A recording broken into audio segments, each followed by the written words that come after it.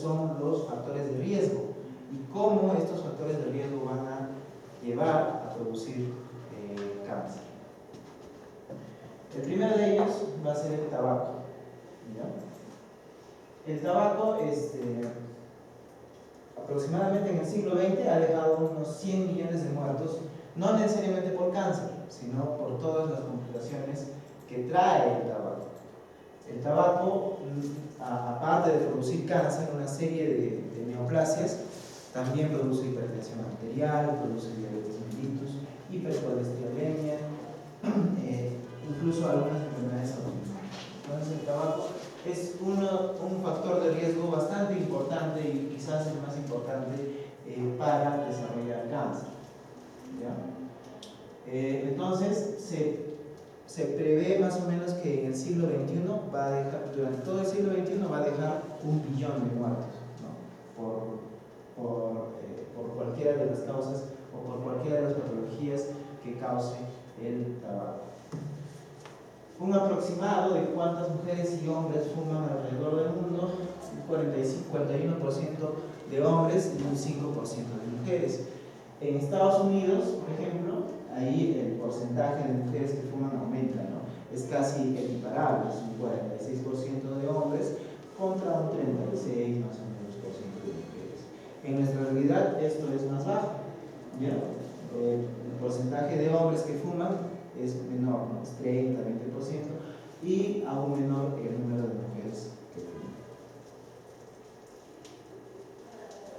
Se ha determinado ya cuáles son los cánceres que están causados por tabaco. También se está buscando cuáles son los cánceres que posiblemente se podrían ver se veían predispuestos por el tabaco, y hay algunos que definitivamente no tienen que ver con tabaco.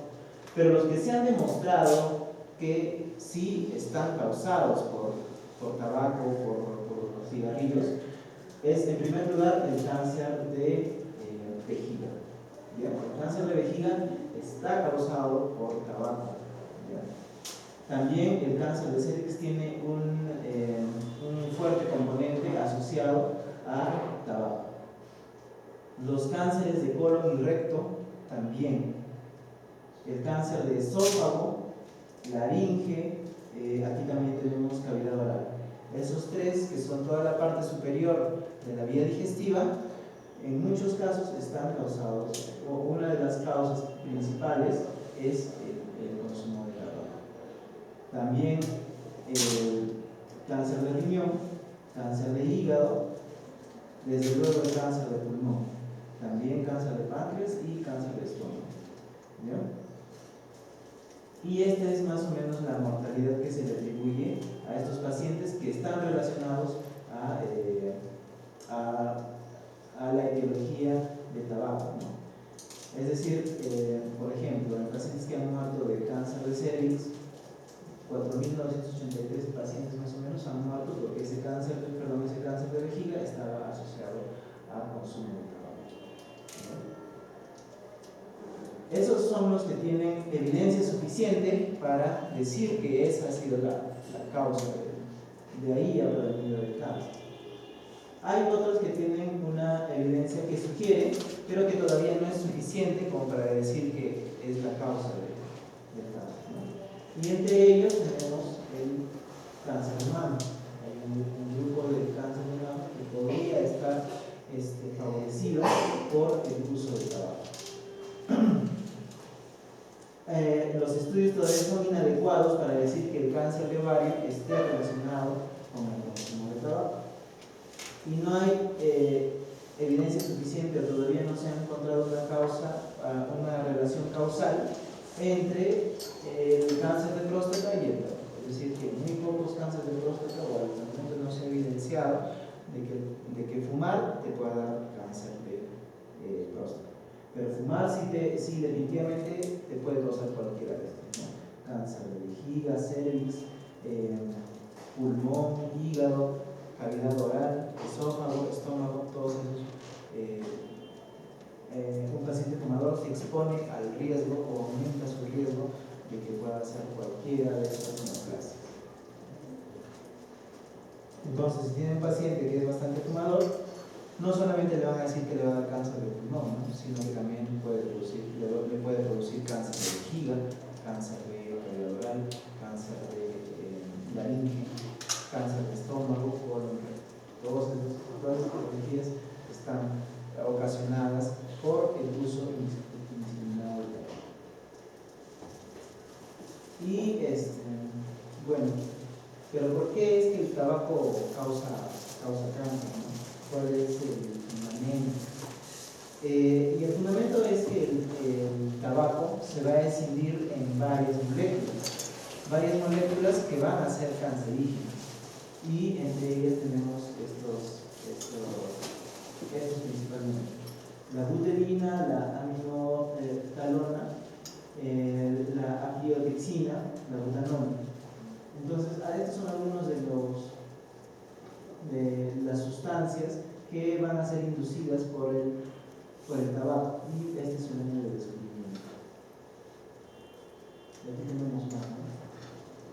Arsénico. En los pacientes que fuman cigarrillos se encuentran todos: arsénico, bencenos, berilio, cadmio, cromo,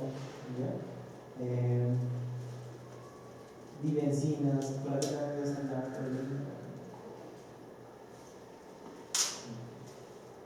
cromo, cadmio. Entonces todos estos agentes que van a ser ocasionados por el uso del tabaco van a ser los que van a empezar a desarrollar células neoplásicas en nuestro cuerpo.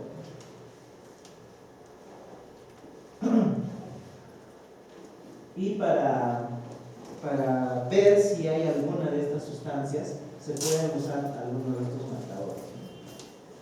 Bueno, esto no sé hasta aquí, pero para que lo conozcan, podemos encontrar, ya sea en sangre o en orina, cualquiera de estas sustancias: monohidroximetilmetilmercaptopurina, carbametilenina o hidroxipirenona. Todos estos provienen de uno de estos metabolitos del tabaco.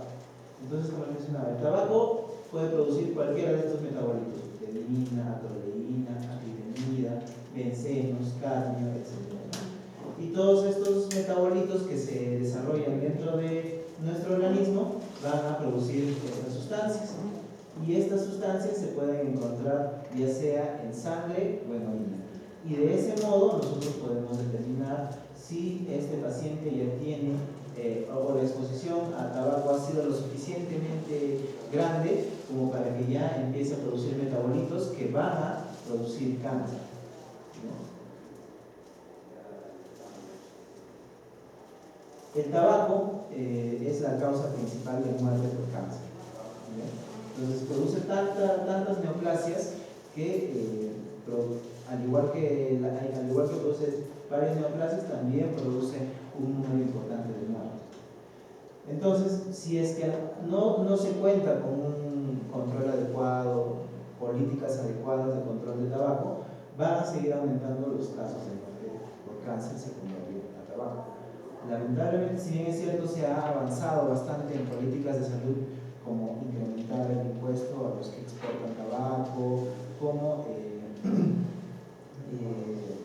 por ejemplo, hacer que las cajetillas de cigarrillos tengan imágenes de lo que podría causar. Lo cierto es que todavía hay una gran población que consume tabaco. Además que aquí no solamente estamos hablando de cigarrillos, ¿ya? Este es el tabaco en general. Entonces aquí también se pueden incluir los fumadores de pipa, etcétera, que si bien es cierto, podrían tener menos efectos adversos por todos los componentes adicionales que tiene el tabaco, pero también tienen un riesgo incrementado de desarrollar cáncer. Así que, bueno, todavía estamos desarrollando políticas adecuadas para que el tabaco sea completamente eliminado, ¿bien? Y de este modo pueda disminuir los cánceres, el número de cáncer en el mundo. Otros factores de riesgo o factores etiológicos que van a causar cáncer van a ser los virus oncogénicos. Hay virus que causan cáncer, hacen que se desarrolle cáncer. ¿ya? Más o menos van a representar un 10% de los cánceres a nivel mundial. Generalmente estos cánceres se ven más en países como el nuestro, ¿no? Países en vías de desarrollo, países que no tienen pues buenos accesos sanitarios, entonces donde predominan las enfermedades infecciosas. En cambio, el tabaco, por ejemplo, es fuente de cáncer o factor etiológico de cáncer en las sociedades más desarrolladas, ¿no? Tienen dos formas de producir cáncer. Lo hacen de manera directa o de manera indirecta. De manera directa lo hacen mediante haciendo que la célula neoplásica invade la célula, la vuelve neoplásica y esta célula empieza a proliferar. Los virus son pues sustancias que pueden meterse dentro de la célula, ¿no? Al meterse dentro de la célula, lo que hacen es que pueden alterar su ADN, su ciclo celular, y de esta manera crear una célula neoplásica. Esta célula neoplásica empieza a proliferar y es así como se desarrolla el cáncer. Entonces, esa es una fuente, esa es una forma de cómo ellos producen cáncer. Esa sería la forma directa. Pero también hay una forma indirecta. Y la forma indirecta es por la inflamación que produce en los tejidos, ¿ya? Porque como vamos a ver más adelante, la inflamación que se perpetúa o una inflamación crónica va a desarrollar también o va a aumentar el riesgo de cáncer. Entonces, dos formas de producir cáncer, ¿no? De manera directa, metiéndose dentro de la célula y volviendo a la neoplásica, o mediante la inflamación crónica, ¿ya? Ejemplos de estos tenemos varios, ¿no? Por ejemplo, uno de los más conocidos es el cáncer de cuello uterino, que es un cáncer que afecta bastante a mujeres en nuestro país, ¿no? El cáncer de cuello uterino, generalmente, en su gran mayoría, está causado por el virus del papiloma humano, ¿ya?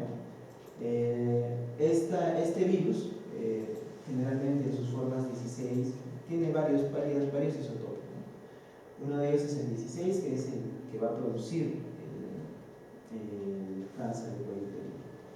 Entonces, lo que hace es que se va a unir al ADN en su cadena circular y va a producir la proliferación de la célula, volviéndola neoplasia. Inicialmente puede producir condilomas o nódulos, pero estas progresan y empiezan a formar cáncer.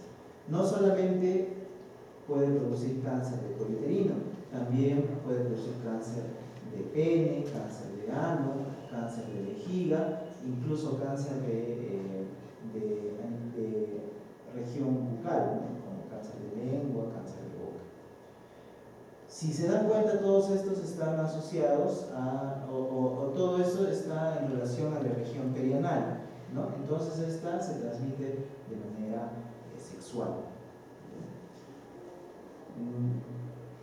Nos contaminamos con un paciente que tiene este virus y al mantener relaciones con otra persona le transmitimos también el virus y por lo tanto esta se la puede transmitir a otra y así se va propagando el virus y generalmente afecta pues las regiones genitales, ¿no? Ya sea que tengan sexo por vía vaginal, sexo anal o algunos tienen sexo oral. Entonces ahí es que empiezan a tener riesgo de producir neoplasias en región urogenital o en región bucal. Otro tipo de virus que causa cáncer es el virus de hepatitis B. El virus de hepatitis B va a estar relacionado a la formación de hepatocarcinoma o carcinoma hepatocelular. Va a ser un virus ADN, este va a ser un virus ADN que va a invadir la sangre que se va a alojar en los hepatocitos. A nivel de los hepatocitos puede causarlos igual, ¿no? Puede producir cáncer de manera directa e indirecta. Inicialmente puede producir una inflamación de todo el hígado. Esa inflamación se perpetúa y da lugar a lo que conocemos como la cirrosis hepática, que es pues, la formación de cicatrices en todo el hígado, ¿no? Y ya sea porque esta cirrosis es una inflamación, ¿no? Entonces esta cirrosis puede llevar a carcinoma hepatocelular. Pero también el virus puede meterse dentro de la célula, dentro del hepatocito, volverla neoplásica inyectándole su material genético y de este modo producir también carcinoma hepatocelular o hepatocarcinoma. Entonces vamos a tener pacientes que tienen cáncer de hígado, ya sea porque tienen una cirrosis crónica que ha dado un hepatocarcinoma, o ya sea porque el virus se metió dentro de la célula y empezó a producir hepatocarcinoma. Entonces hay pacientes con hepatocarcinoma con cirrosis y pacientes con hepatocarcinoma sin cirrosis. ¿Ya? El virus de hepatitis C también produce carcinoma hepatocelular, y tanto el virus de hepatitis B como el hepatitis C también van a ser virus que se transmiten en una gran proporción mediante relaciones sexuales. ¿Sí? Entonces, cuando tengamos un paciente con hepatocarcinoma o carcinoma hepatocelular, tenemos que pedirle sus exámenes virales, su perfil de hepatitis, para descartar que este paciente tenga hepatitis. Y no solamente hepatitis B, sino también hepatitis C. ¿Ya? Entonces no puede haber un paciente que tenga hepatocarcinoma y no tenga su descarte de hepatitis. No todos los pacientes con hepatocarcinoma van a estar relacionados a hepatitis, pero sí es importante determinar cuáles son esos pacientes que sí tienen esa relación. No, disculpa, una vez detectado la hepatitis B, ¿a qué tiempo se pueden convertirse en lo que son cirrosis o hepatocarcinoma? Bueno, depende, a veces nosotros lo detectamos hepatitis porque ya tiene cirrosis, no porque ya tiene hepatocarcinoma. Más o menos en cuánto tiempo en un paciente que se infecta, en cuánto tiempo puede desarrollar cirrosis, es más o menos años. ¿Ya? Primero va a producir una inflamación local, que podría producir dolor abdominal, un poco de ictericia. Después estos síntomas mejoran y uno puede estar sin presencia de molestias, y luego ya se manifiesta la inflamación crónica en un periodo aproximadamente de 2-3 años. 2-3 años o más tiempo. Puede ser más tiempo también, porque esto, como les digo, condiciona una inflamación crónica, ¿no? Una enfermedad crónica.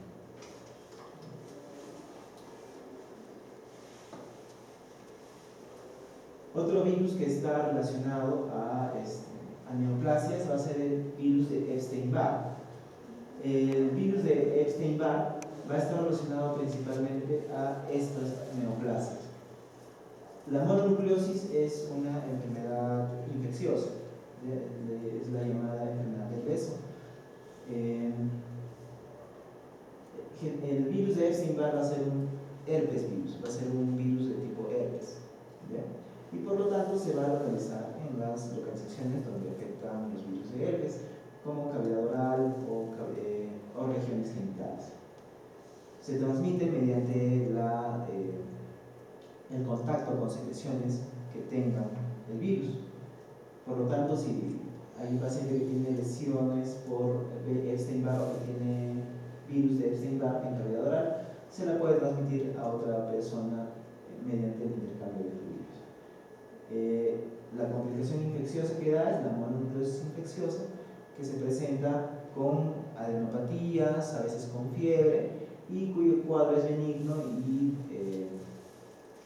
en el tiempo disminuyen todas las adenopatías, disminuye la fiebre y el paciente vuelve a la normalidad. Sin embargo, al tratarse de un virus, estos síntomas podrían regresar en algún momento. ¿Ya? Pero las neoplasias que causan van a ser estas principalmente. el linfoma de Burkitt, algunos linfomas de Hodgkin y los carcinomas escamosos nasofaríneos. ¿Ya? Entonces, estas tres neoplasias pueden ser causadas por virus de Epstein-Barr.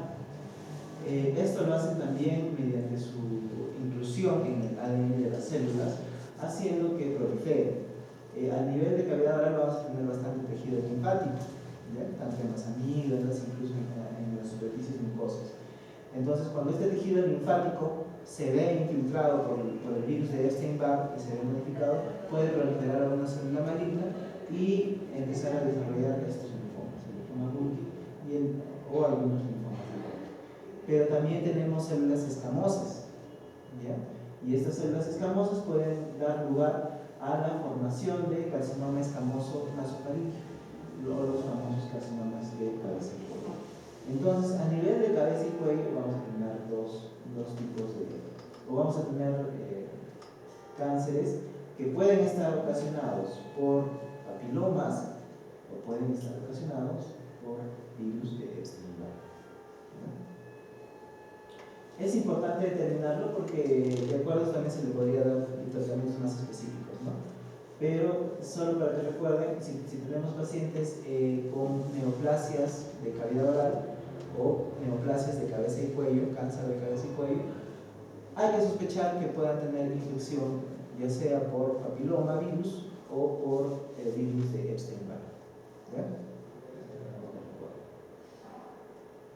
El sarcoma de Kaposi es una neoplasia de tejido blando.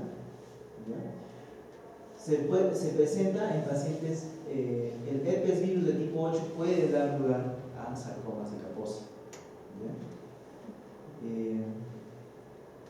Y también puede dar la enfermedad de Castleman, que básicamente es una inflamación de toda la pierna, pero el sarcoma de Kaposi está relacionado a la presencia de herpes virus tipo 8.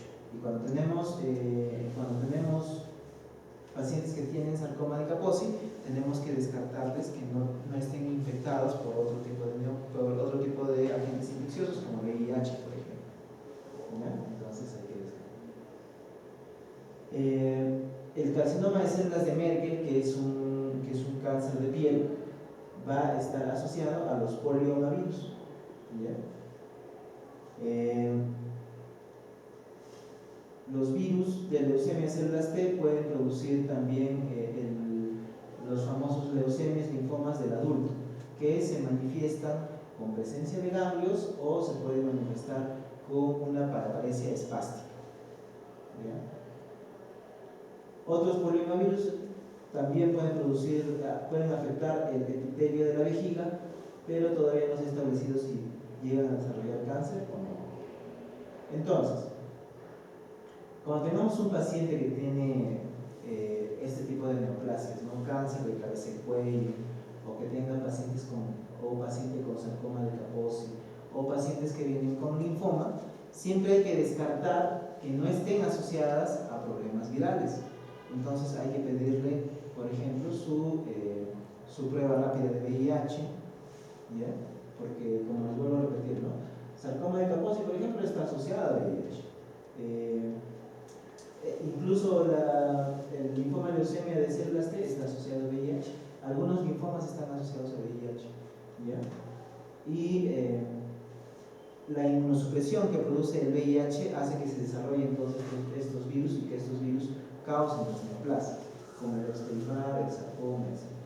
Entonces, ya saben, tenemos pacientes con hepatocarcinoma, linfomas o cánceres de cabeza y cuello, hay que pedirle exámenes virales. ¿Ya? Perfil TORCH, HTLV, VIH y sucede hepatitis. Eso es lo que debería tener un paciente que tiene alguna de estas neoplasias. Acá también falta incluir el virus HTLV, ¿no? Que es un virus similar al VIH, que también hace lo mismo, produce inmunosupresión. Y que también está asociado a este tipo de linfoma, ¿no? Al linfoma leucemia del adulto. Bueno. Entonces ya saben, linfomas, sarcomas, cáncer de cabeza y cuello y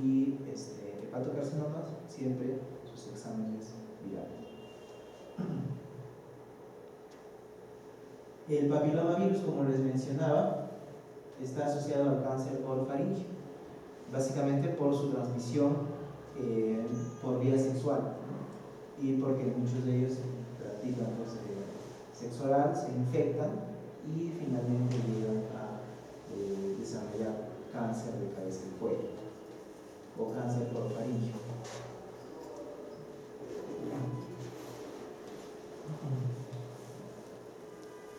También pueden producir cáncer de piel de tipo no melanoma, cáncer de piel de tipo escamoso, pueden producir cáncer de vejiga, cáncer genitourinario, ¿no? De toda la vida, cáncer anal, cáncer, incluso cáncer de cervix, etc. Y el poliomavirus está asociado al carcinoma de células de Merck. El carcinoma de células de Merck tiene esta característica, ¿no? Son tumoraciones induradas, circunscritas, regionales, que no se van hacia otra parte y que se localizan en una localización determinada de la piel.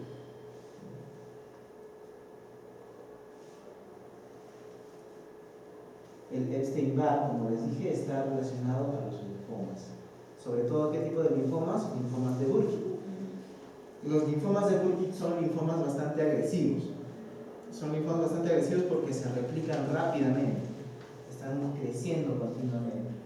Entonces, cuando tenemos un linfoma que está asociado a Epstein-Barr, lo mejor es darle una quimioterapia que sea más intensa o más fuerte, ¿no? Para que no nos gane el linfoma. También está relacionado a algunos carcinomas, sobre todo carcinomas de cabeza y cuello, ¿ya? Pacientes que tienen cáncer de la faringe o que tienen tumoraciones en el cuello que ha sido catalogado como carcinomas escamosos, esos pacientes pueden tener relación con virus de Epstein-Barr. El herpes virus tipo 8 está relacionado al sarcoma de Kaposi, ¿ya? Al sarcoma de Kaposi, y también lo que está relacionado al sarcoma de Kaposi es el virus VIH. Entonces, paciente con sarcoma de Kaposi hay que descartarle que tenga VIH. Otro retrovirus, como el HPLV1, como les decía, ¿no? Que está relacionado al linfoma T del adulto o linfoma leucemia T del adulto. Y bueno, los virus de hepatitis que, como recordamos, están asociados al patocarcinoma. Ahora, no significa que todo linfoma, todo cáncer de cabeza y cuello, todo cáncer o todo hepatocarcinoma tenga esté necesariamente vinculado a un virus, ¿no? Pueden ser otras causas las que han desencadenado las neoplasias. Sin embargo, tenemos que descartar que estén relacionadas, porque ya nos da la etiología, nos da el factor, para poder tratar mejor la enfermedad, darle también tratamiento viral y también para hacer control sobre los posibles contactos que ha tenido ese paciente, ya sean familiares o personas que hayan tenido contacto con él, ¿no? Entonces, por ejemplo, si tengo un paciente que tiene un carcinoma escamoso del pene, hay que ver cuáles han sido sus contactos sexuales para descartar que ellos también puedan estar infectados con un potencial virus que le va a ocasionar potencialmente una neoplasia, ¿no? Este es el sarcoma de Kaposi. El sarcoma de Kaposi es un cáncer de partes blandas que se puede extender hasta la piel y se manifiesta generalmente cuando ya tienen compromiso cutáneo. Pueden ser descamativas, algunas son ulceradas, y si es que esto prolifera más, puede llegar incluso a producir compromiso visceral. Y aquí en esta tenemos algunas células que corresponden a linfomas de Hodgkin, y en esta paciente tenemos una radiografía en donde se ve lesiones en el sacabucado.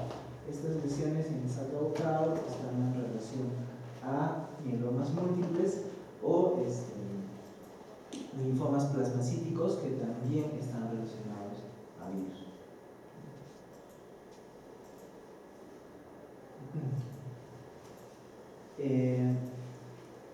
Otra forma por la cual se puede producir cáncer es mediante la inflamación crónica, ¿ya?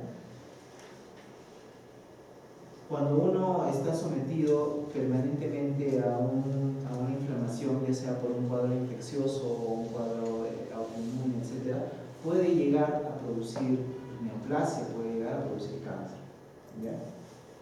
Entonces acá tenemos algunos cánceres y acá tenemos su asociación a ciertos virus, no necesariamente virus, algunos están asociados a infecciones bacterianas o incluso fúngicas. Entonces estas infecciones van a producir una inflamación que se va a tornar crónica y al volverse crónica va a empezar a producir cáncer. Por ejemplo, en el cáncer de vejiga hay un patógeno asociado que es el esquistosoma hematobium, que es una bacteria, la cual puede estar en la vejiga sin causar molestias. Sin embargo, llega a producir una inflamación crónica y esta inflamación crónica llega a desarrollar el cáncer de vejiga. Los linfomas de Burkitt, como hemos mencionado, están asociados a virus Epstein-Barr, ¿no? Entonces, el Epstein-Barr puede producir cáncer, ya sea metiéndose dentro de la célula o provocando una inflamación a su alrededor. Y la inflamación igual va a llegar a producir linfomas. Los cánceres cervicales o cáncer de cervix en las mujeres están asociados a virus de tipo papiloma humano, ¿ya? Principalmente el 16 y 18, que son los que más están asociados a cáncer cervical. Pero cuando están infectados con otro tipo de papiloma como el 11-3, que son menos agresivos, también tienen un riesgo de desarrollar cáncer de cervix. Y básicamente es por la inflamación que produce este virus. En el colangiocarcinoma o carcinoma de vías biliares se ha asociado también la presencia de Salmonella typhi y otro tipo de bacterias, sobre todo Salmonella typhi. Pacientes que han tenido salmonelosis o que han tenido una infección intestinal por Salmonella tienen un riesgo de desarrollar colangiocarcinoma, producto de la inflamación que ha producido esta algunos cánceres colorectales por algunos virus y algunos estreptococcus. El cáncer gástrico, el adenocarcinoma gástrico, está bastante relacionado al helicobacter pylori. Por eso cuando uno se hace su endoscopía le pide que le descarten, ¿no?, si tiene helicobacter pylori, ¿no? Y por más que no tengas molestias, hay que eliminar esta bacteria, porque esta bacteria potencialmente causa cáncer gástrico. Y no solamente el tipo adenocarcinoma, sino también puede causar linfomas gástricos, ¿ya? Como les mencionaba, el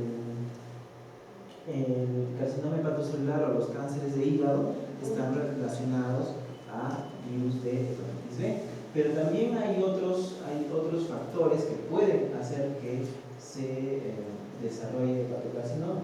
Por ejemplo, la presencia de hongos como Aspergillus, ¿ya? Los Aspergillus pueden producir carcinoma hepatocelular. Y muchas veces, a veces no nos damos cuenta, consumimos alimentos que están infectados por Aspergillus.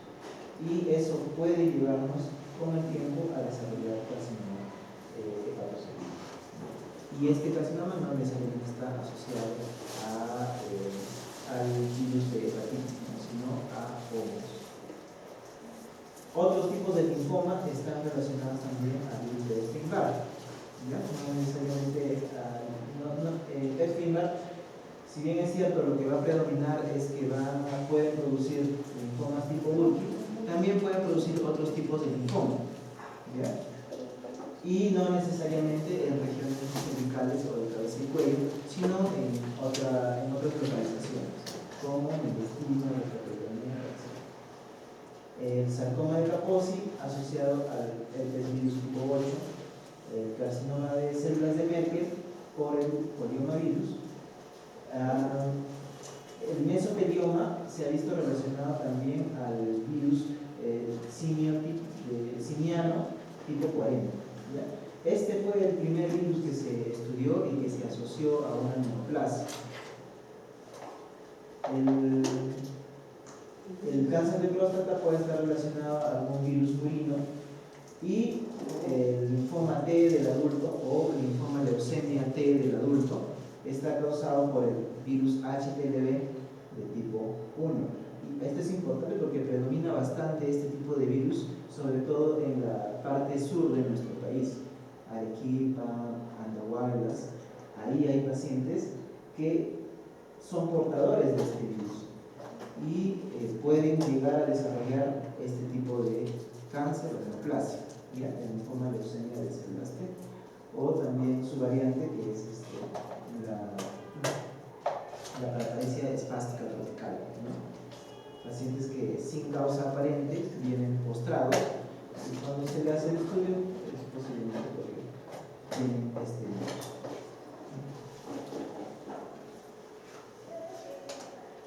Entonces,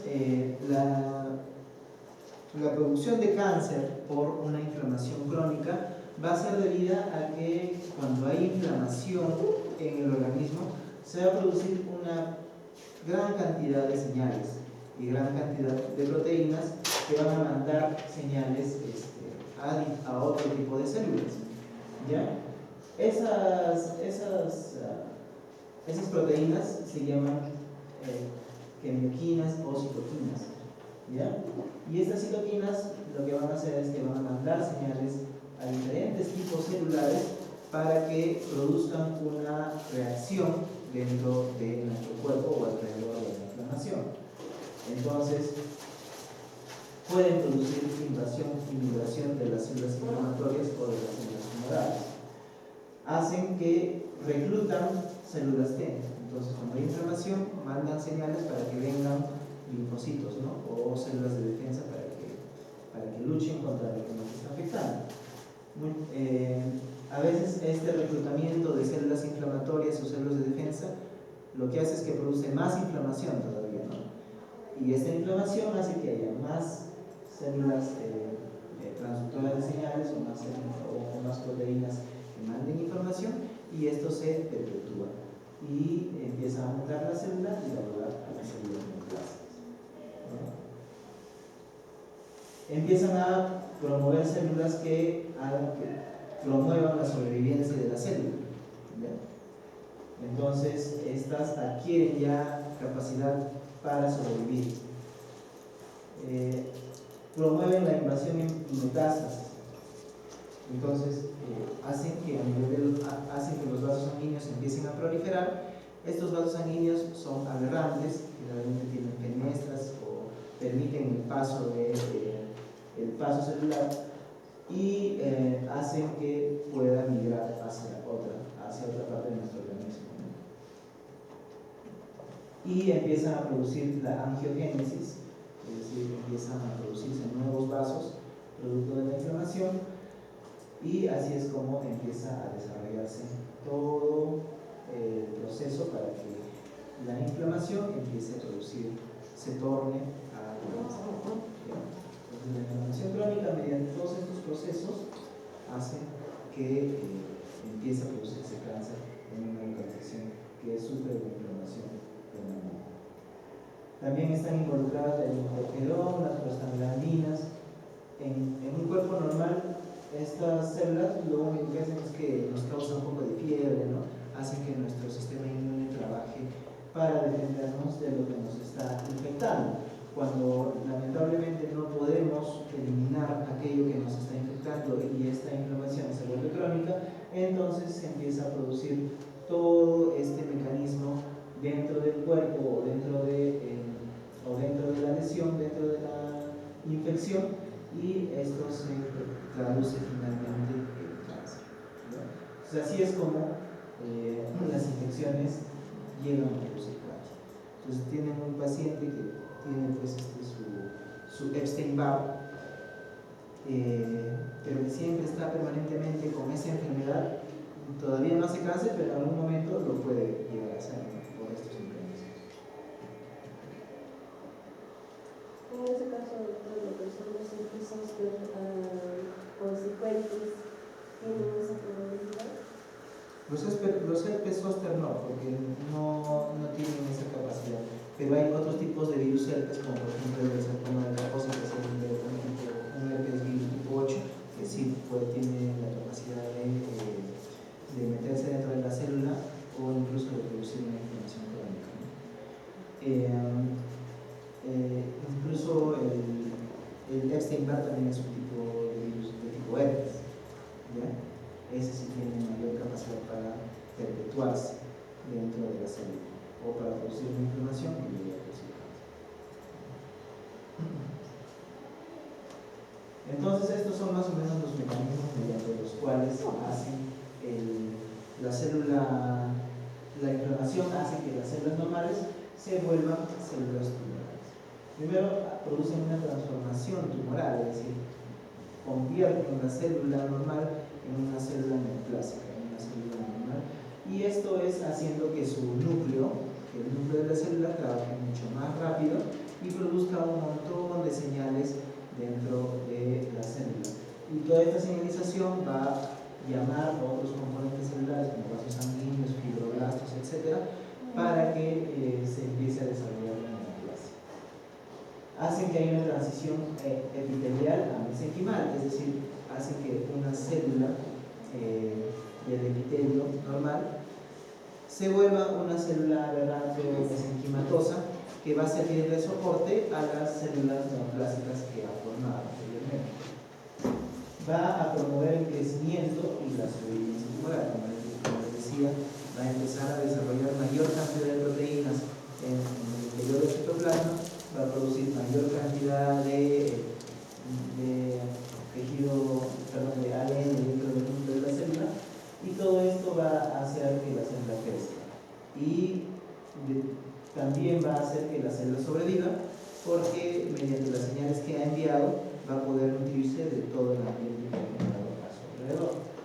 Y el otro mecanismo mediante el cual la inflamación va a llegar a producir cáncer es mediante la angiogénesis, es decir, es mediante la formación de nuevos vasos sanguíneos.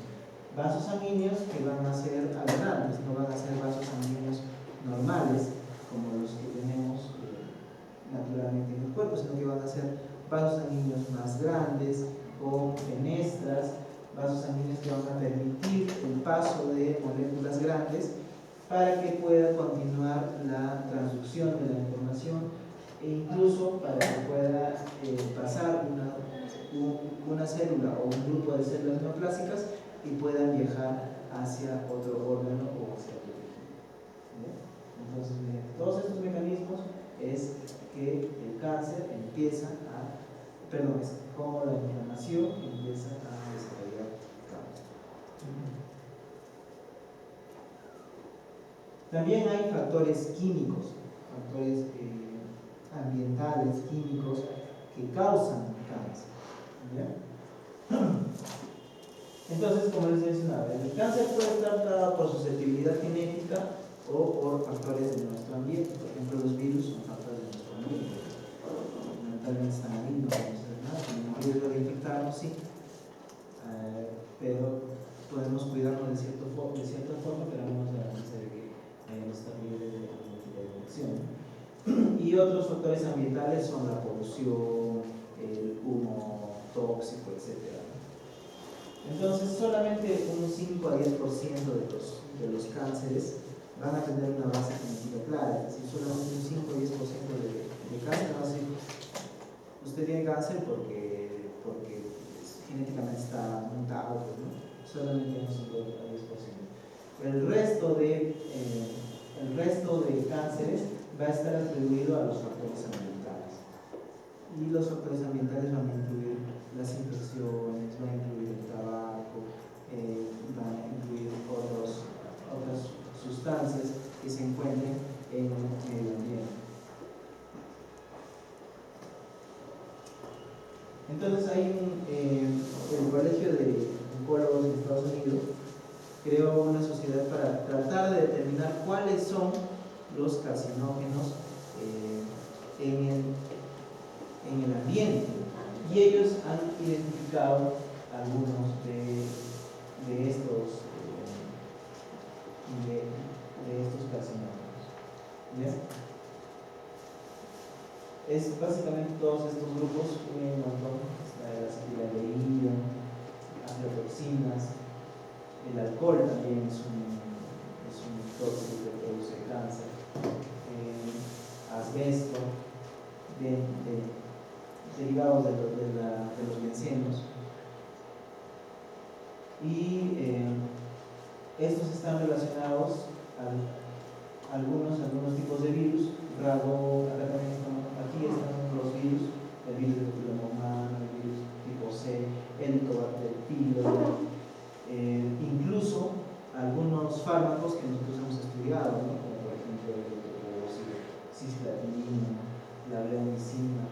Todos esos también tienen capacidad para producir cáncer, porque producen daño a nivel del ADN, y al producir daño a nivel del ADN hacen que la célula mute o se convierta en célula neoplásica, ¿no? Entonces todos esos son los carcinógenos, y probablemente hay más: el busulfán, el cromo, componentes de cromo, los virus tipo herpes, la exposición a radiación, rayos X, radiación ultravioleta, el tabaco. Todos esos son factores ambientales que pueden condicionar el cáncer.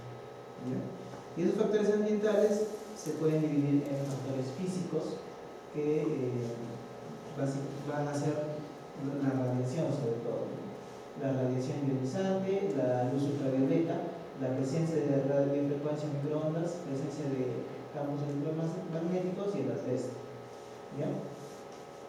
La radiación ionizante es pues la radiación propia de los rayos X o de las tomografías, por ejemplo, ¿no?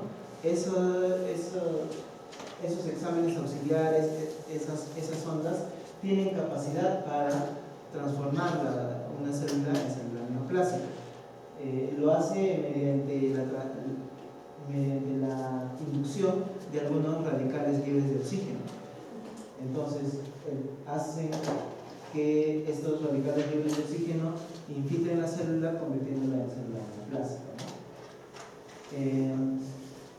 Los aparatos electrodomésticos también tienen cierto grado de radiación, pero lo cierto es que esta radiación que emiten nuestros aparatos electrodomésticos no se ha determinado todavía que vayan a causar cáncer. Es decir, que son pequeñas dosis que no llegan a causar cáncer, ¿no? Pero sí las radiaciones de placas de rayos X, de tomografías, esas sí tienen más carga de radiación. Entonces ellas sí pueden llegar a producir algún tipo de neoplasia. La luz ultravioleta, como conversamos en el tema anterior, también tiene un gran potencial para producir cáncer, ¿ya? Sobre todo los rayos ultravioleta de tipo B, ¿no? Los rayos ultravioleta de tipo B.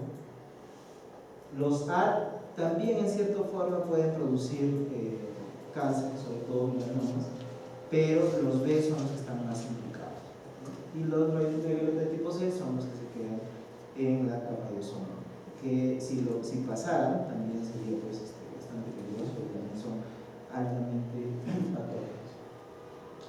La radiofrecuencia y los microondas. Se han desarrollado estudios a partir del uso de celulares, la proliferación de señales de radio y televisión. Se han instalado varias antenas, ¿no? Y a partir de la instalación de estas antenas se empezó a estudiar si esto podría tener alguna relación con el desarrollo de cáncer. Hasta el momento se han desarrollado 3 estudios. Uno de ellos concluye de que sí hay un riesgo aumentado, pero los otros 2 lo descartan, ¿no? Entonces, hasta el momento no hay una evidencia certera de que la presencia de antenas, radiofrecuencia, ondas microondas, etcétera, puedan producir Los campos electromagnéticos también tienen un riesgo bajo de producir cáncer y el que sí es bastante cancerígeno es el asbesto. El asbesto puede producir también, al igual que el tabaco, una serie de neoplasias a varios niveles. Puede producir cáncer de pulmón, cáncer pleural o mesoteliomas, cáncer gástrico, cáncer colorectal, etc. ¿Ya? Todo ese tipo de neoplasias puede estar causado por asbesto. Hasta el momento, lamentablemente, todavía no tenemos una regulación de asbesto. En otros países hay regulación, no se permite usar asbesto. Y acá en Perú todavía debe haber algunas pinturas que contienen asbesto, que son potencialmente tóxicas. Esto es como la radiación causa daño en el ADN. ¿Ya? Produce radicales libres de oxígeno, lo cual va a alterar el ADN y va a llevar al daño del ADN. Cuando se detecta este daño, se manda una señal y se puede reparar. Sin embargo, cuando no ocurre esto, este ADN dañado va a producir células neoplásicas y así es como se va a formar las neoplasias. ¿Ya? Entonces, este es como nuestro cuerpo se defiende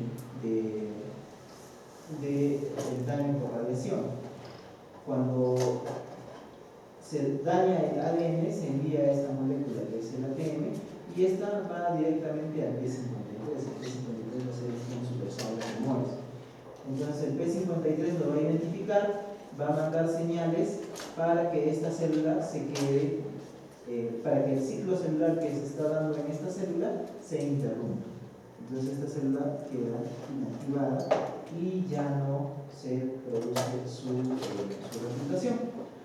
O lo que hace es que manda a la mitocondria, que es una colonia intracelular, para que pueda llevarla a la muerte celular programada mediante todas estas proteínas que van a mandar la señal para que esta célula sea eliminada. Entonces esto es lo que ocurre cuando hay radiación. Sin embargo, puede escapar de esta vía y producir mutaciones. ¿Ya? Puede producir mutaciones y estas mutaciones pueden llegar a producir cáncer. Lo otro que puede ocurrir es que mediante moléculas reparadoras el ADN se repara. Sin embargo, puede producirse una proteína que hace que ya el organismo reparador no funcione y la célula se va a convertir en una célula mutada que va a llegar. Entonces esto debe pasar en nuestro organismo cuando somos sometidos a radiación. Y este es cuando nos exponemos a radiación ultravioleta, ¿no? Lo mismo. Se bloquea la replicación y se bloquea la transcripción. ¿Ya? Y una vez que se ha bloqueado tanto la replicación como la transcripción, empieza a desarrollarse proteínas que van a activar igual el P53, que es nuestro gen supresor de tumores, que va a mandar a todo un grupo de señales para que el ciclo celular se detenga. O de lo contrario, un grupo de proteínas para que puedan llevar a la reparación de la ADN. Sin embargo, pueden escapar de esta vía, haciendo que este bloqueo que hay en la replicación vuelva a funcionar, por lo tanto produce un bypass y produce mutaciones y de este modo llega a producir cáncer. Otro de los factores que debemos tener en cuenta son los factores dietéticos, o sea, la dieta que consumimos. ¿Ya? Es bastante importante. El alcohol también es un carcinogénico, ¿ya? Y tiene un efecto potenciador con el tabaco. Entonces, alcohol y tabaco llegan a producir un 75% de cánceres de la cavidad oral. Ya que estamos hablando a nivel mundial. Probablemente esto sea menor en nuestra zona. En nuestro país los cánceres de cavidad oral están más relacionados a problemas infecciosos como Epstein-Barr, como papillomavirus, etc. Pero a nivel mundial, el 75% de cánceres de cavidad oral es por consumo de tabaco asociado al alcohol. Entonces ya se ha demostrado que el alcohol es carcinogénico.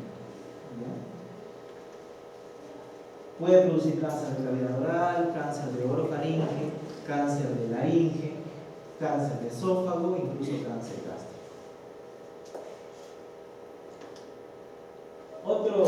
Otro factor dietético que se ha encontrado asociado al desarrollo de cáncer es el consumo de grasas, sobre todo el consumo de grasas de origen animal. El consumo de grasas de origen animal se ha visto relacionado directamente con el aumento de neoplasias, sobre todo cánceres de mama, cánceres de próstata. Entonces, lo ideal es que nuestra dieta sea baja en grasas y sobre todo baja en grasas animales. Sí, las grasas que debemos consumir preferiblemente deben de ser grasas de origen vegetal.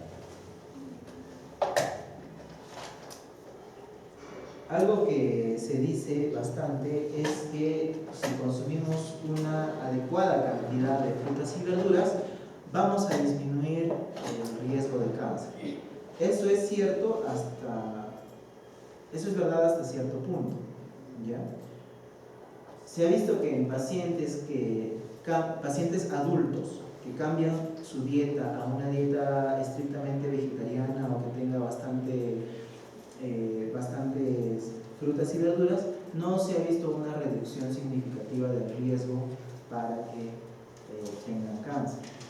Entonces, ¿qué es lo que se recomienda? Que desde niños tengan el hábito de consumir frutas y verduras en cantidades prudentes, porque eso sí tiene un impacto en el beneficio, en la prevención de cáncer, ¿ya? También lo que se ha mencionado es consumir bastante fibra, ¿no? Salvado de trigo y esas cosas, para que disminuya la probabilidad de que tengamos cáncer. Y igual, no hay una relación directa con la disminución del cáncer, por más que consumamos fibra. La que sí tiene una asociación negativa con cáncer es el consumo de carnes rojas, ¿ya? El consumo de carnes rojas sí tiene una fuerte asociación con presencia de cáncer, sobre todo con cáncer de colon, recto, cáncer gástrico y cáncer de esófago. Ya en el 2001 se empezaron a publicar estudios que decían que el consumo de carnes rojas en exceso podía producir cáncer de colon, lo cual se llegó a determinar con el estudio que se hizo, que se salió publicado en 2016, me parece, y que salió publicado incluso en periódicos a nivel mundial, en el cual concluían y aceptaban y definían ya de manera definitiva que el consumo excesivo de carnes rojas lleva a cáncer, sobre todo gastrointestinal. Y más o menos el consumo de carnes rojas se ha asociado a unas 50.000 muertes por cáncer al año a nivel mundial. Entonces es una cifra bastante significativa. La leche y el calcio. Hay bastante controversia en relación al uso de leche. Algunos dicen que no se debe usar para nada, otros dicen que debemos eliminarlas definitivamente de nuestra dieta. Lo cierto es que la leche y el calcio se ha demostrado que tienen un rol protector cuando hablamos de cánceres de colon recto, es decir, pacientes que consumen leche tienen un riesgo disminuido de hacer cáncer de colon y de recto. Pero los pacientes que no se verían beneficiados con el consumo de leche son los pacientes que tienen cáncer de próstata, porque puede aumentar el riesgo de progresión de cáncer de próstata, ¿ya? Entonces, en sus pacientes no hay que eliminar la leche, Pero si este paciente tiene cáncer o tiene antecedentes de cáncer de próstata, entonces es mejor no recomendarle uso de lácteos. Doctor, una consulta. El cáncer de Roel Celis también está desindicado o contraindicado. No tiene ninguna contraindicación. O sea, no le va a hacer mal, tampoco le va a hacer bien. No va a tener efectos, no va a tener efecto directo sobre el riesgo de recurrencia o sobre el riesgo de progresión. Al menos hasta ahora no se ha demostrado.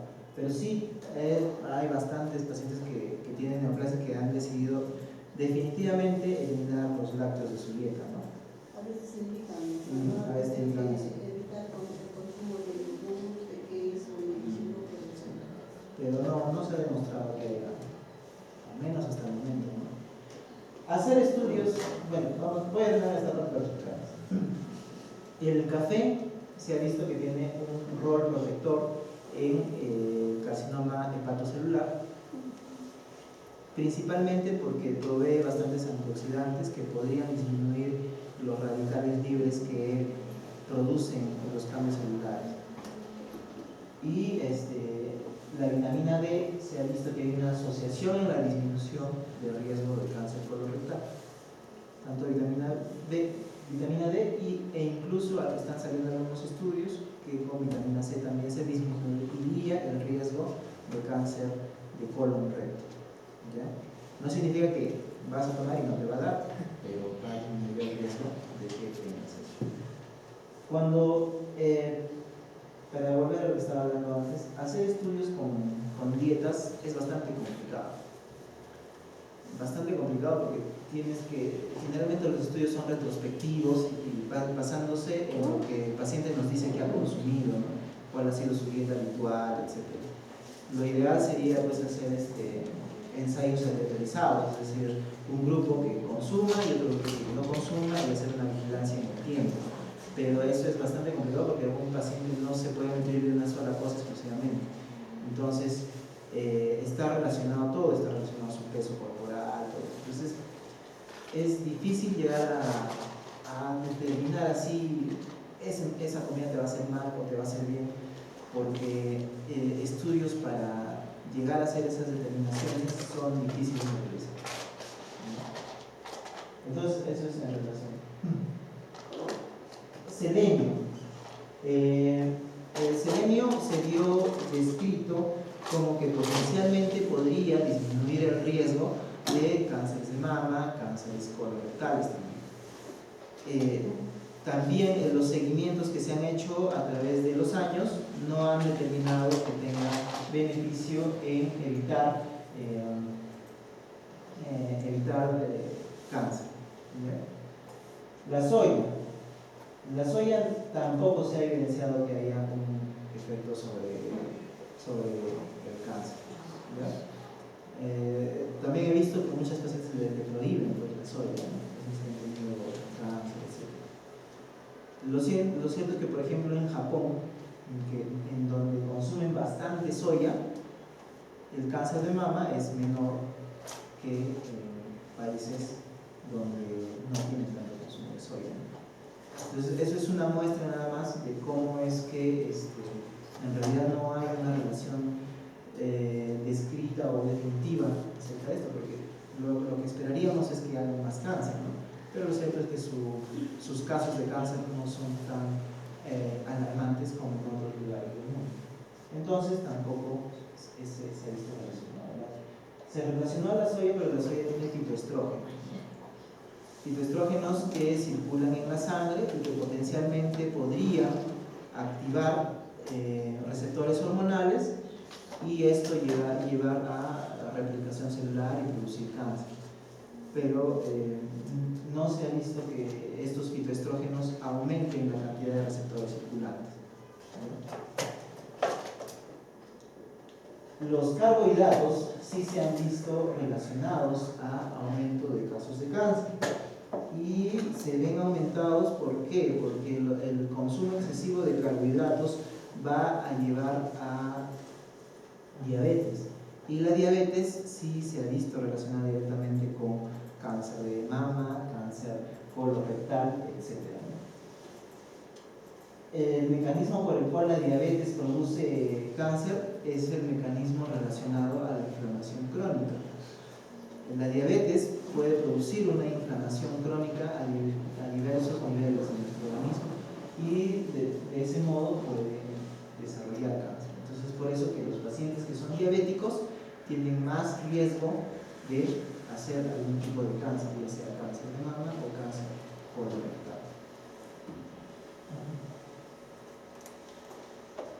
Entonces, en relación a la dieta no hay nada concluyente.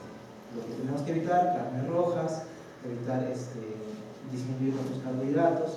Podemos usar algunos suplementos como vitamina D, vitamina C, y todo nuestra dieta normal, ¿no?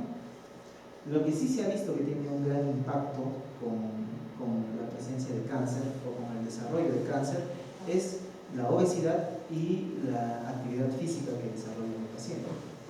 Las personas obesas tienen un riesgo bastante incrementado de desarrollar cáncer, un 52 a 62% más que una persona normal, ¿ya? Entonces, también está asociada a una mayor mortalidad. Pacientes obesos que tienen cáncer se mueren más que pacientes no obesos. ¿Y por qué? Porque los pacientes obesos tienen otras comorbilidades, ¿no? Tienen diabetes, tienen hipertensión, tienen triglicéridos, colesterol elevados, tienen problemas de coagulación, etc. Y todo ese grupo de comorbilidades hace que aumente exponencialmente su riesgo de mortalidad y también su respuesta a los tratamientos, ¿ya? Entonces, paciente obeso, paciente que tiene riesgo incrementado de tener cáncer.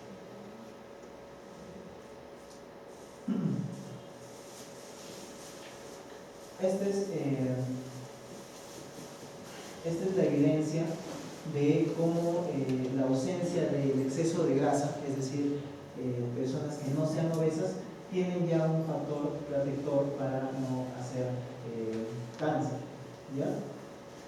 A los que están más relacionados con la obesidad es al cáncer de esófago, cáncer gástrico, cáncer colorectal, cáncer de hígado, cáncer de vesícula biliar, cáncer de páncreas, cáncer de mamas, cuerpo uterino, ovario, riñón, menciones, tiroides, en ese orden. Todos estos tipos de cáncer tienen riesgo o se ven incrementados cuando tenemos un paciente obeso.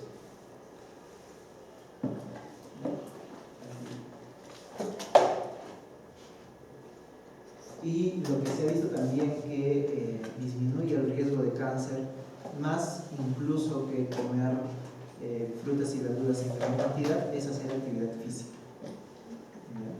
Al hacer actividad física tiene más impacto que comer frutas y verduras, ¿ya?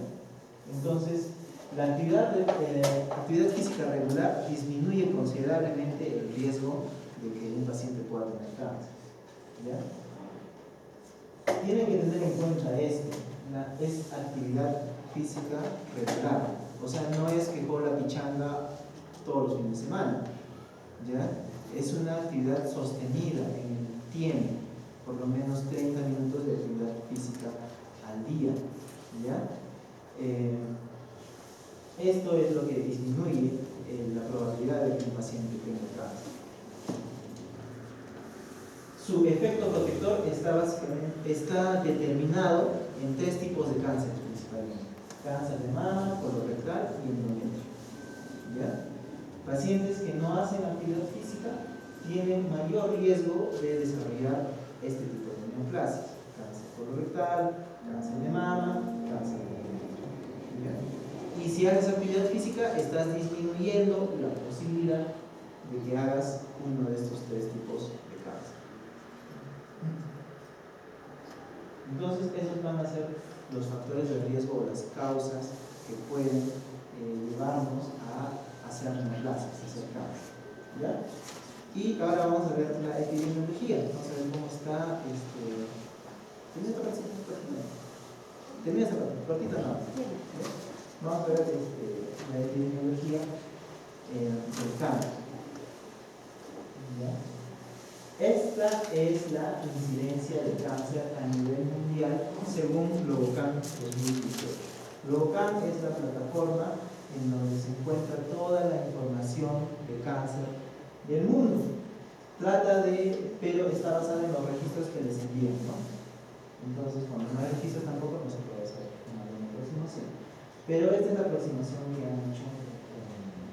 Como pueden ver, los países del hemisferio norte tienen más tasas de cáncer.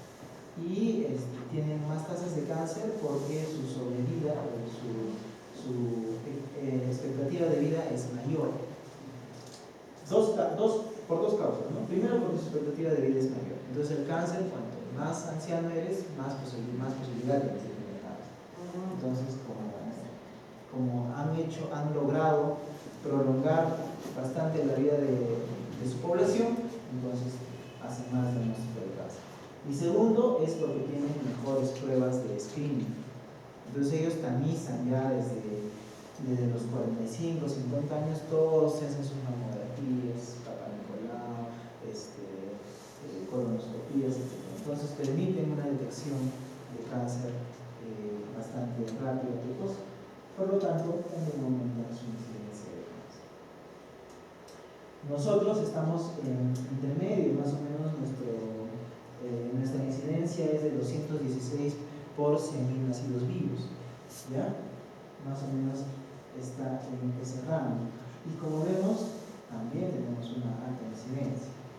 Lógicamente que las causas van a ser distintas, ¿no? Como les decía, posiblemente estos tienen más mutaciones genéticas, más asociados al tabaco, problemas inflamatorios crónicos, debidas a obesidad, etc. Mientras que nosotros está más asociada a infecciones, problemas inflamatorios crónicos, etc. Y estos son los principales cánceres, las principales incidencias y mortalidades de cáncer a nivel mundial. El que encabeza es el cáncer de mama. El cáncer de mama es el que predomina en ambos sexos con incidencia, ¿ya? Son los cánceres que más se diagnostican. Sin embargo, los que tienen mayor mortalidad son los pacientes que tienen cáncer de pulmón. Si bien es cierto, ha habido grandes avances en el tratamiento de cáncer de pulmón, lo cierto es que todavía se mueren bastante. Se mueren más los pacientes que son diagnosticados de esta neoplasia, seguido por el cáncer de mama, ¿ya? Esta tiene una gran incidencia, pero no tiene una mortalidad tan significativa como el cáncer de pulmón, ¿ya? Porque las opciones terapéuticas, el diagnóstico, empezando porque el diagnóstico es más temprano generalmente que con cáncer de mama. Y segundo, porque las opciones terapéuticas son amplias. Tenemos un gran rango de medicamentos que dar a las pacientes con cáncer de mama, por lo tanto su enfermedad se cronifica, ¿no? Se vuelve una enfermedad crónica que cae de manera bastante activa. El segundo en incidencia a nivel mundial es el cáncer de próstata, pero al igual que el cáncer de mama, su mortalidad es disminuida, ¿no? Ocupa el cuarto lugar en cuanto a mortalidad. El tercero sí es el cáncer de pulmón. También el tercero en incidencia es el cáncer de pulmón, pero la mortalidad es el principal. Y el cáncer colorectal vendría a estar en el cuarto lugar. El cáncer de colon recto también afecta significativamente a los pacientes a nivel mundial. Y su mortalidad va a ser la tercera en el mundo, después del cáncer de pulmón y del cáncer de mama. El cáncer de cuello uterino ha disminuido su incidencia a nivel mundial y también su mortalidad. El cáncer gástrico también ha disminuido su incidencia, pero igual tiene una alta mortalidad, que son neoplasias bastante agresivas, ¿no? A pesar de que se logra encontrar en estadios iniciales, a pesar de eso, tienen una mortalidad importante. Después está los cánceres de hígado o hepatocarcinomas, los cánceres de útero, de tiroides y ovario. Esos son los 10 principales cánceres a nivel mundial. ¿Qué hay en nuestro país? ¿Cuáles son los cánceres que más afectan a nuestra población? Esto es según Globocam. Entonces, según Globocam, lo que predomina más en nuestra población en ambos sexos es el cáncer de próstata. Y le va a seguir al cáncer de próstata el cáncer de mama. ¿Ya? Después de esto viene el cáncer colorectal, el cáncer de cuello uterino, que antes era lo que más predominaba, ha bajado al cuarto lugar, el cáncer del pulmón, estómago, cuerpo uterino, tiroides, ovario y los linfomas no Hodgkin son bastante predominantes en nuestra población. En relación a la mortalidad, los pacientes con cáncer de próstata tienen mayor tasa de mortalidad, seguida de los pacientes con cáncer de mama, y el cáncer de pulmón estaría ocupando el tercer lugar. ¿Ya? Y el cáncer de colon recto, el cervix, debajo del cáncer de pulmón. ¿Qué hay acerca de los hombres? ¿Cuál es la neoplasia que más afecta a los hombres? Los hombres en el Perú se ven más afectados por cáncer de próstata, ¿ya? Seguido de cáncer colorectal y cáncer de pulmón. Y la mortalidad también va a ser mayor debido a cáncer de próstata, seguida de cáncer de pulmón y en menor medida del cáncer colorectal. Después de esto continúa el cáncer gástrico, que también tiene una alta incidencia y también una alta mortalidad. Sigue los linfomas no Hodgkin, que como vemos van a tener también una incidencia importante, pero su mortalidad no va a ser tan significativa. Y esto es porque generalmente los linfomas tienen una buena respuesta al tratamiento. ¿Ya? Las leucemias, que continúan, estas tienen mayor mortalidad que los linfomas incluso. Continúan los hepatocarcinomas, que sí tienen una mortalidad significativa. El cáncer de riñón, el cáncer de vejiga y el cáncer de mama. En las mujeres, la neoplasia que más las va a afectar y por las cuales también se van a vivir más, como según Globocam, va a ser el cáncer de mama, seguido del cáncer de colon recto, el cáncer de cuello uterino, el cáncer de tiroides, el cáncer de pulmón, el cáncer de cuerpo uterino, estómago, ovario, leucemia y también los linfomas. La mortalidad principal va a ser por el cáncer de mama, seguida del cáncer de pulmón. Esos van a ser los que más mortalidad van a tener. Después de estas vienen el cáncer colorectal y el cáncer de cuello uterino. Esto una tabla no se nota muy bien, pero es básicamente para ver cómo está nuestro registro de cáncer. Esto es en hospitales de Junín. ¿Ya? Junín está por acá, en el hospital de la Universidad de Carrión. Ha registrado en el año 2017, por ejemplo, 201 casos de cáncer. Entonces, ha registrado una buena cantidad, que al menos es mayor que otras regiones, como Loreto, por ejemplo, o como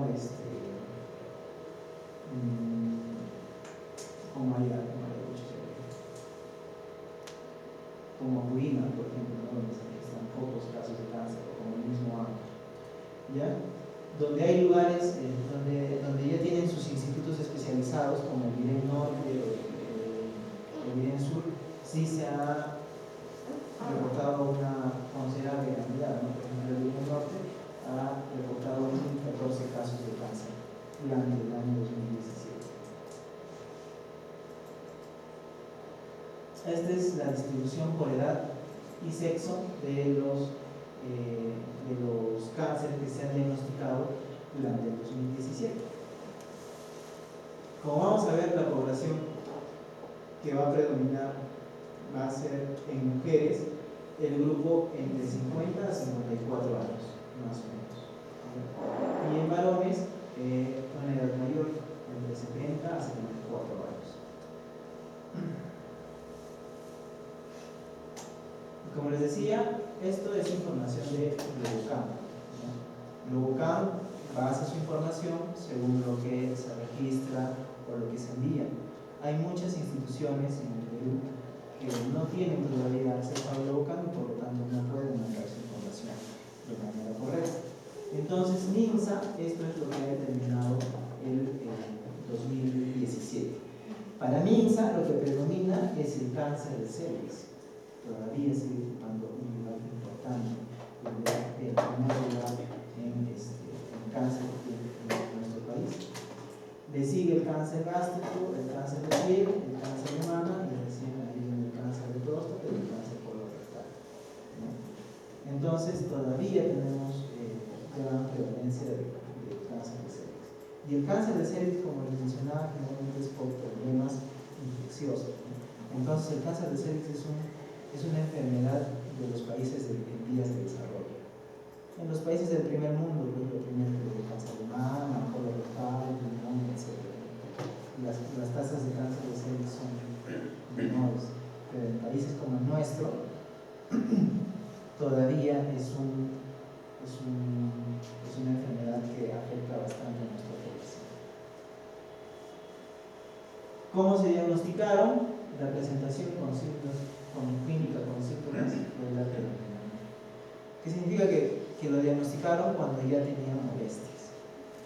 Probablemente un gran porcentaje de estos pacientes que tenían molestias ya habían tenido enfermedad metastásica y su mortalidad también es alta.